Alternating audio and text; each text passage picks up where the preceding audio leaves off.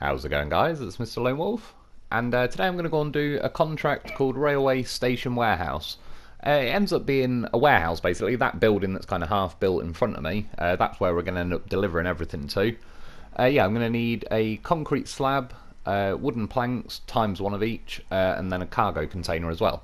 So yeah, it's the railway station, like, at the garage. I'm going to fly up to there for a cargo container. Along to this one, I was just double checking I was correct in thinking it was a cargo container. Concrete slab, and then yeah, down here to the sawmill for the one wooden plank, so 5 slots of cargo in total, and then yeah, drop it off back there. So essentially it's a pretty good excuse to do a big lap of the map, really. And yeah, for this one again, I just thought I'd take the Mack defence out because it's a new truck. It's yeah, overall I quite like it, other than the axles catching that. Done a little bit of a different setup for this one. I sort of changed the bumper. I've put the roof rack on. Overall, it's hard to tell because it's a bit like how long's a piece of string when you drive down a road in this game. You can go down the same road twice and have like a different experience each time, but yeah, I think overall it might be doing the thing where it sort of slows you down a bit. I also put the custom tyres on, which overall I do like. I still do like my chain as well. I'm perfectly happy with them. But yeah, they look nice as well. These do, and they seem fine. If you actually look at the stats, we get pretty vague stats, but it says like good, excellent, and good, or whatever it was. It's basically this rated the same as the chain, but chain just have the ice rating as well. But yeah, I've driven them around. Apparently they're like almost as good as muds in mud, but they're better than muds in like off-roading and all the rest of it, which again I believe is pretty similar probably with a chain. But yeah, they're not too bad. I've also got a crane on this just in case if I rolled or anything on the way. Yeah, it took a sideboard semi-trailer in the end. 5 slots of cargo I need, so I suppose it was either this really or the step deck, and I've taken the step deck out before.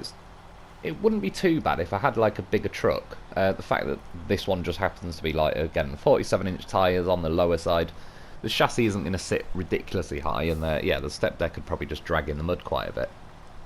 So I'll probably take one of them out, and yeah, I've just got a bigger vehicle to attach it to, so at least the step deck part of it sits a little bit higher. And the only other option really was, say, do a sideboard and a ramped flatbed, but yeah, as I sort of said the other day from doing the gameplay and review on this, I took the ramped flatbed and the this semi-trailer to the quarry to test them, and to be fair, out of most places on this game, I was just sort of saying how long's a piece of string with the driving, the quarry is actually pretty quantifiable. Out of most places it's fairly linear in how it sort of plays out. Over the years I've obviously done various vehicles like multiple times doing those tests, and yeah, it's actually pretty consistent really, like just based on power, and you're slowly crawling up a hill. There's not too much off-roading where you're kind of hoping you get a good bounce onto the next bit of terrain and all the rest of it.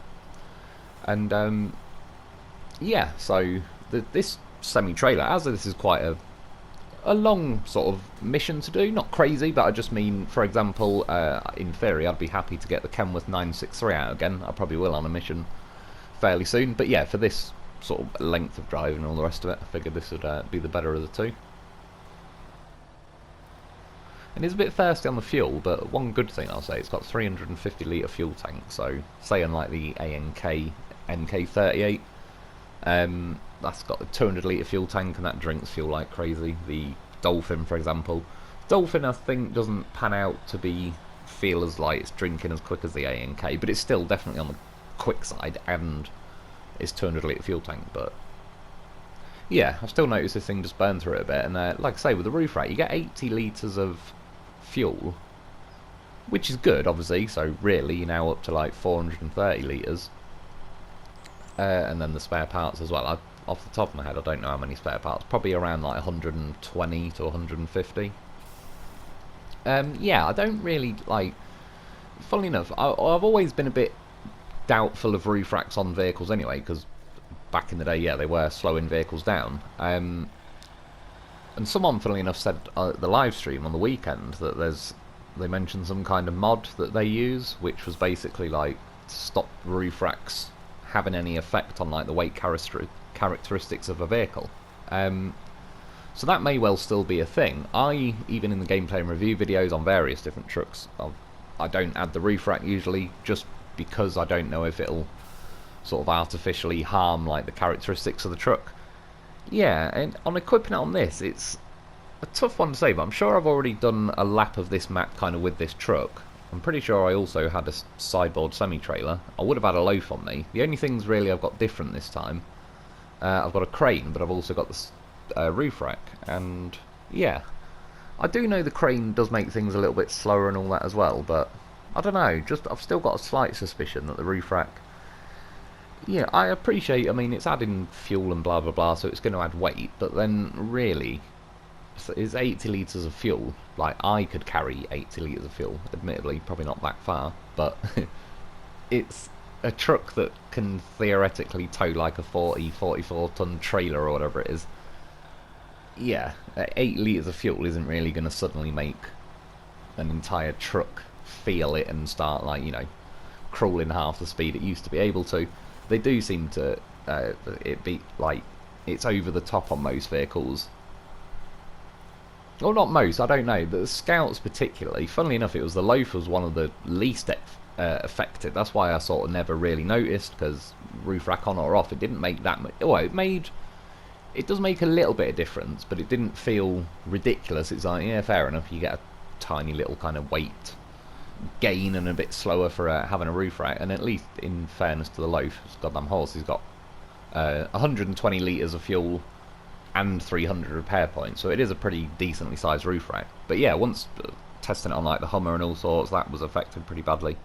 So yeah, I'm a little bit suspicious of them anyway, but just in general, the fact that, yeah, it is only 80 litres and whatever, it shouldn't really nerf a truck to that degree. I mean, the crane, at least I can appreciate a little bit more. It is the entire crane, it's going to weigh a decent amount. So yeah, if I go out again in this, I probably will just take the roof rack off and see how we go from there. I mean, again, got a goddamn horse on me. He does the job. It's yeah, well, I mean, obviously with the Lo4f, it's got its own fuel tank as well, so it's another 80 litres, so I sort of count each Lo4f as 200 litres of fuel and 300 repair points, so it is pretty handy. Yeah, to this first place for a cargo container, only a 2-slot cargo, it's not like a 4 or anything. A cat turned up right on cue, so just turn the engine off and give him a bit of fuss. Yeah, next leg of the journey from here to the top right hand corner of the map for a a concrete slab. The turning circle, this is a good example. I mean, it's pretty respectable considering as well it's got 3 rear axles, so you'd expect like quite a bit of sort of scrubbing when it's trying to swing the back around. As I was watching it then, it almost looks like the middle of the 3 axles is the one that it's actually like the pivot point, and then it's kind of scrubbing the front and rears, which is probably, yeah, good. Like, if you had to pick, it's better than it trying to turn on, like, say, trying to turn on the rear axle and it's scuffing the next 2 axles and it's just fighting against it and not letting it steer. Yeah, didn't even have to do a 3-pointer in that yard.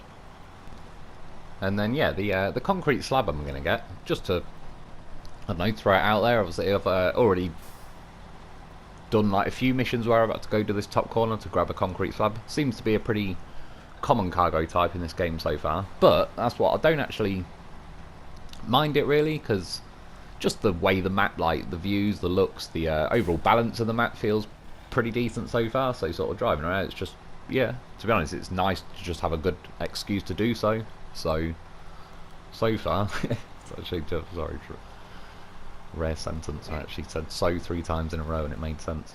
Yeah, nice excuse to do so. So far, yeah, I don't mind kind of driving around. Funnily enough, the railway station warehouse thing I'm going to unlock at the end of this video, that's actually got quite a bit of custom cargo in it, like drilling parts and I think oversized cargo and a few others. It also has metal beams.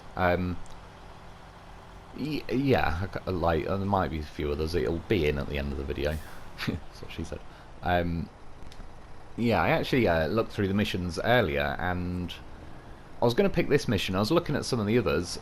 I was obviously trying to pick some missions where I've got to, I get some kind of decent reward at the end of it, like unlock a warehouse.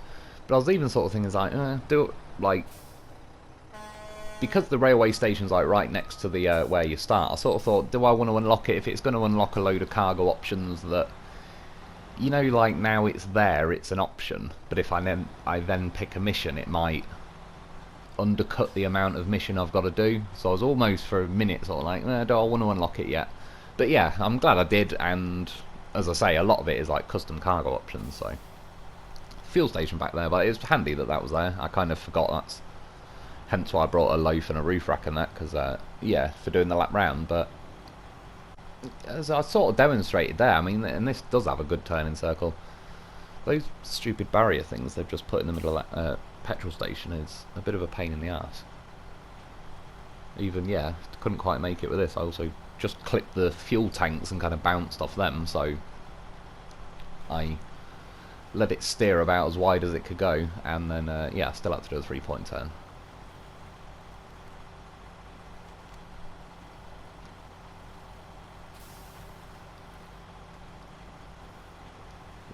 Yeah, that was a nice little, yeah, it did eventually, but I sort of did hit those roots and that.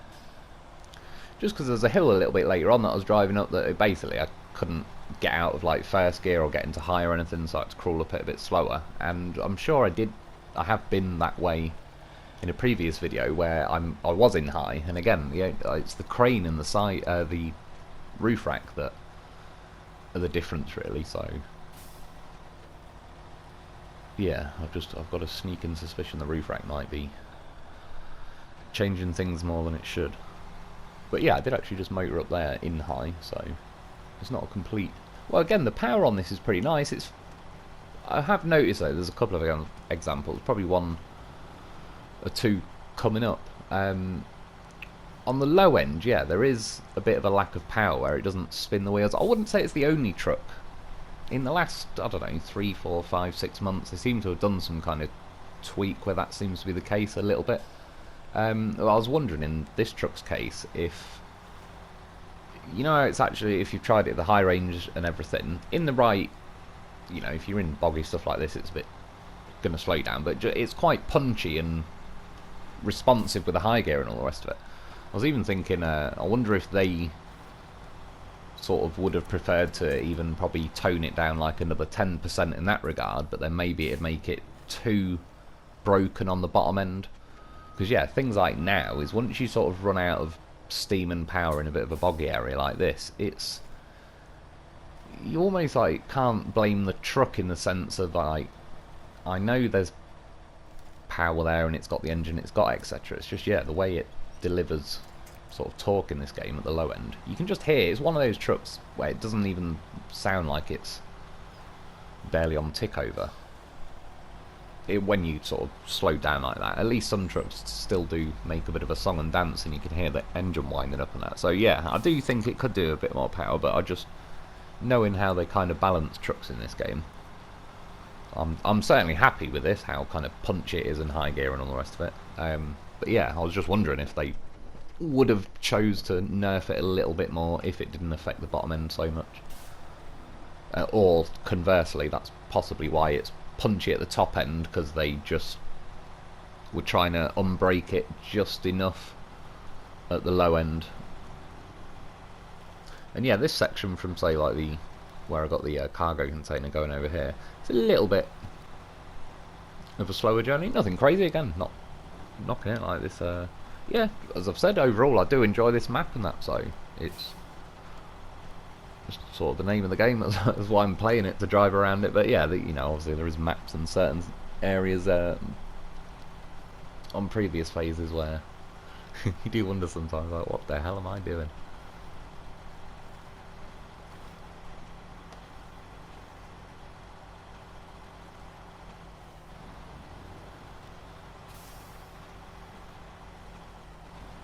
So one thing I did notice as well, it's not crazy, it's not particularly high on the list, but with the roof rack on and the crane, this vehicle is not the widest vehicle in the game, if you know what I mean, compared to stuff like Steve, the 612H and that, and Bruce and all that. They sit quite low and wide.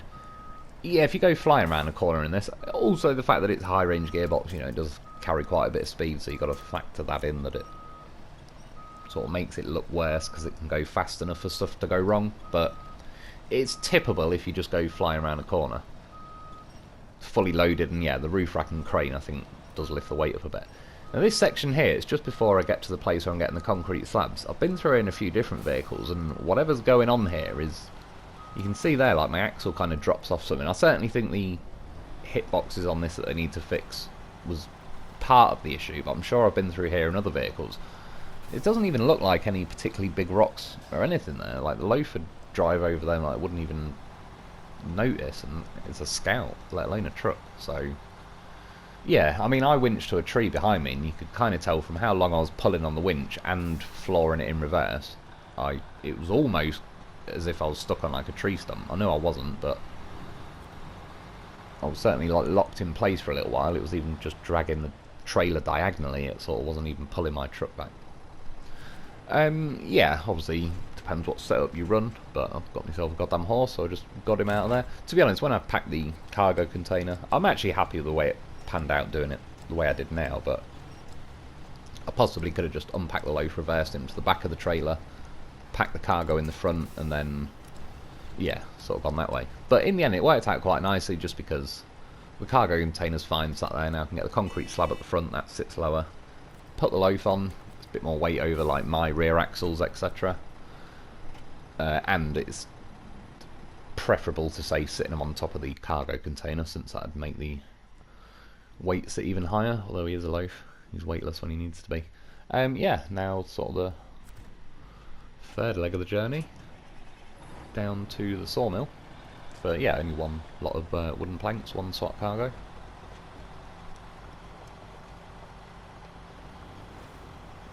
Maybe this mission is like that sideboard semi-trailer sat there already parked might be well, that's right. If you did this mission the opposite lap to what I've just done, you could have gone, what have I've gone, yeah, clockwise. You could have actually gone anti-clockwise, I suppose, and oh no, you'd need the wooden planks. I was just going to say, yeah, you'd want to obviously collect that trailer when that's the first bit of cargo you got to pick up. Either way though, I never really use the trailers that they offer us on the maps. It's just back to the same thing as when I was a kid, where you just never wanted to use something in case it ended up being for another mission later on. And obviously in this game it doesn't really matter. It used to be possible to sort of checkmate yourself into, you've saved your save, and it's like yeah, you can't complete the game because you've done something. So I'll leave those trailers, but they're there, it's a possible option.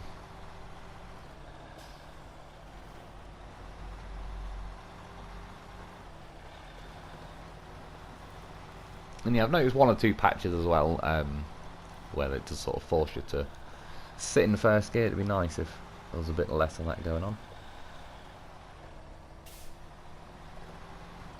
I believe I was catching the axles a little bit again there.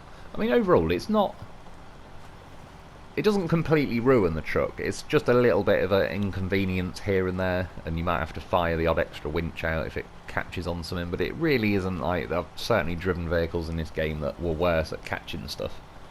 Like saying the Clob, the flat face, was a good example. Bruce was pretty terrible back when it first came out. Yeah, you just couldn't really drive it anywhere without it catching on everything.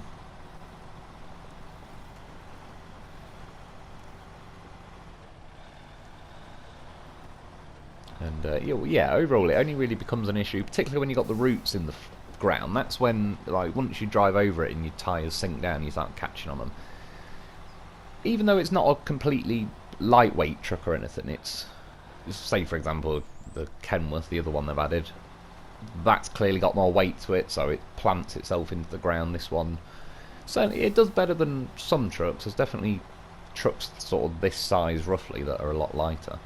Yeah, this is the hill where I think last time I was able to get into high and sort of get a bit of a run up, but this time it wasn't letting me. I don't know, somewhere, I mean at this point now I've lost momentum and, you know, I'm not really going fast or whatever.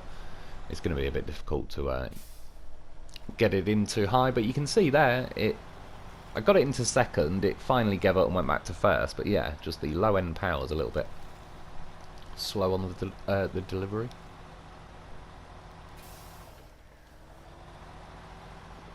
Did it again. I think I am mashing L1 to try and get it to jump up the gears. But to be fair, it does feel pretty natural there that it's kind of forcing me to stay in first. But only once I get to the top of the hill, we'll slap it in high and we're off.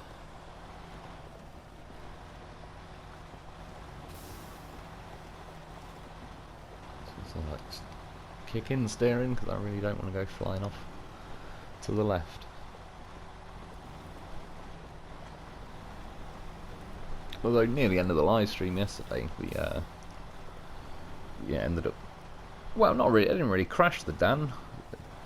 Drove over a landslide thing and it flicked the cargo into the water. But yeah, that was actually like a lot of fun, kind of messing around doing that in the end. It's well, like I say, it's nice to do a rescue when you've got the tools available to actually attempt it. And yeah, AGL Dan and AGL Lo4f. It was a good old time. It's just, yeah, it's a shame when they do things like, say, the crane's too weak and all that, and when you have to abandon a rescue mission just because of something like that. It's a bit of a shame.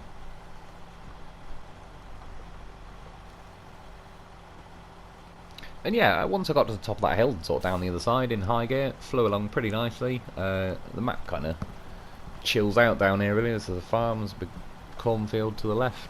Yeah, there's a couple of little dirt roads like this, but nothing too crazy, so plain sailing really till the end of the mission. And this sawmill, there's some kind of bridge I'm gonna have to build in there. I'd imagine they're gonna make us go and get logs. I've not actually activated it yet.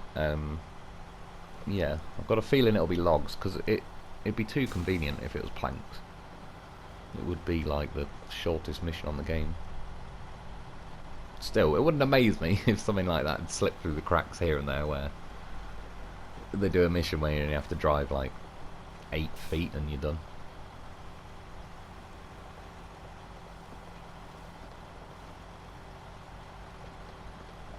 Still getting the frame rate with the saving cogs. I don't really mind it, it's just funny that the last few days the timing on them is always when I'm doing like,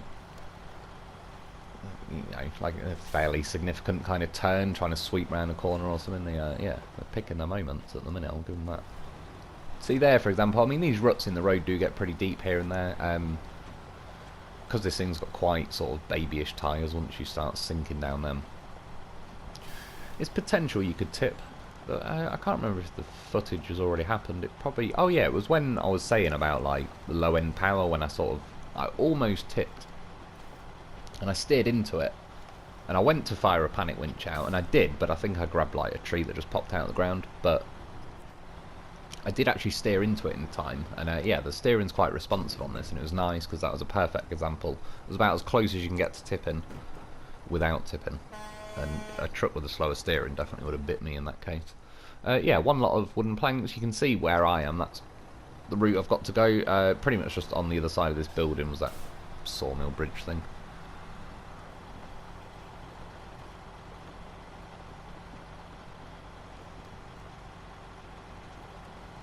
Which, yeah, I assume we're going to have to lay some kind of like log pathway like that going on. To be fair, even if it is that, the log stations, whatever, in general aren't that far away from where I am now. So it's little bits like that, and funnily enough, when you catch your axle, I've noticed, again, it has got a decent amount of engine health. Yeah, you do take... It does specifically like target the engine when you hit the bumper, not even that hard really, it does pass it onto the engine, and I assume then I clipped like the axle. That, to be fair, probably did deserve a bit of engine damage for that one. It's funny though, because that was 2 damage. The other day in a video I just gently rolled into a rock at 1 mile an hour and it gave me 1 damage. Yeah, by comparison, I'd say that was significantly more than twice the impact. You see, I'm still going slow there, but at least the gears are going... I don't... When I say about it forces you to stay stuck in first gear, I mean, that is the issue. It's not even a case of, like, you know, oh, I demand it go into second, and once it does, it'll be fine. It's like, I'm sort of I'd rather, even on that hill going a minute ago where I said I jumped into second and it ran out of juice and jumped back to first, I'd rather it do that than physically just not let me even have the option to jump out of first. That's when it feels like you're sort of artificially being restricted.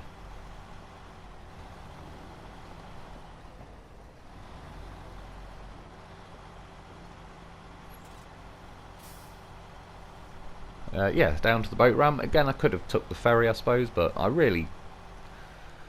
might use it here and there. Maybe if I end up doing like a contract or whatever that's running on a bit long, I might just, you know, sort of know it'll save 3 or 4 minutes maybe out of the video.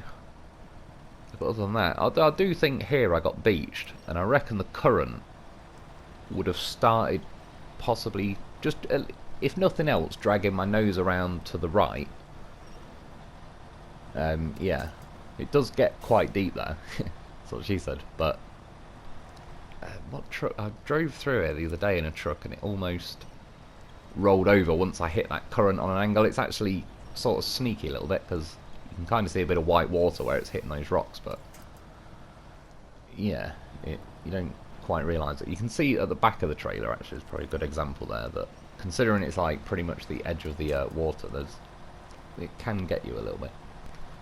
But yeah, thankfully they have actually one of them occasions where I do appreciate a random immovable dead tree laying around that I could fire out a winch to.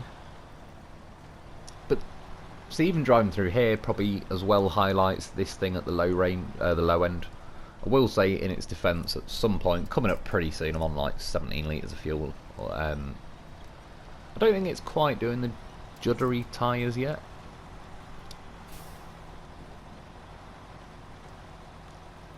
Normally you'd see, I think it just started trembling there, maybe around 12, 11, 10 litres.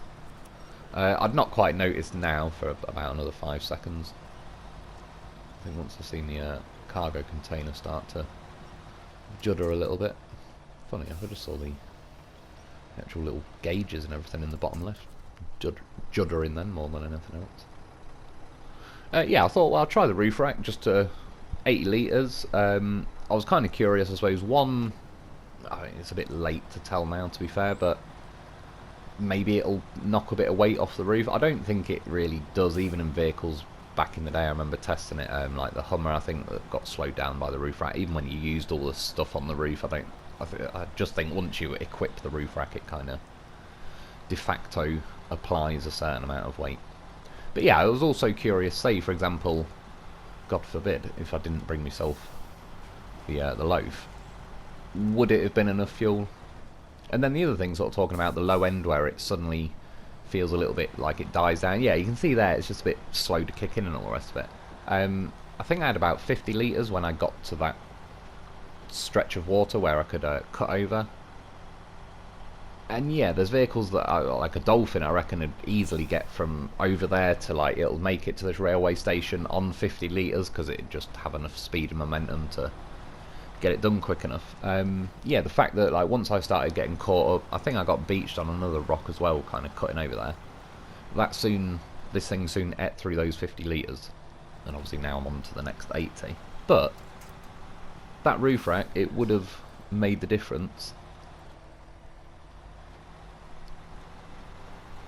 Like, it did actually get me across the finish line. Yeah, to this railway station warehouse. Drop them off. I forgot to unpack the loaf. To be fair, touch wood, it seems like it's fine these days. They used to rarely, but there'd be a bug where if you delivered the cargo whilst the loaf or something else was packed on top of it, what was it? I can't remember what it was doing. It didn't crash. I think it might have deleted the cargo, or I don't know. I actually can't remember now, but it did something not good. I just ended up, I remember thinking, like, before I dropped cargo off, just remember to unpack the loaf. I seem to have forgot that rule recently, but thankfully it's not bit me for it. Yeah, got a little animation. To be fair, it was a half decent animation, like, respectable. Yeah, got that built. This is the warehouse I've unlocked now with drilling equipment, oversized cargo, metal beams. Yeah, like I say, more custom stuff, so I'm sure that'll be coming up in the future. But yeah, anyway, that's about it for today. I hope you've enjoyed. I hope that helps. Thanks for watching. Thanks to my Patreon members. Get yourself a loaf because he's a goddamn beast, and I'll be back soon.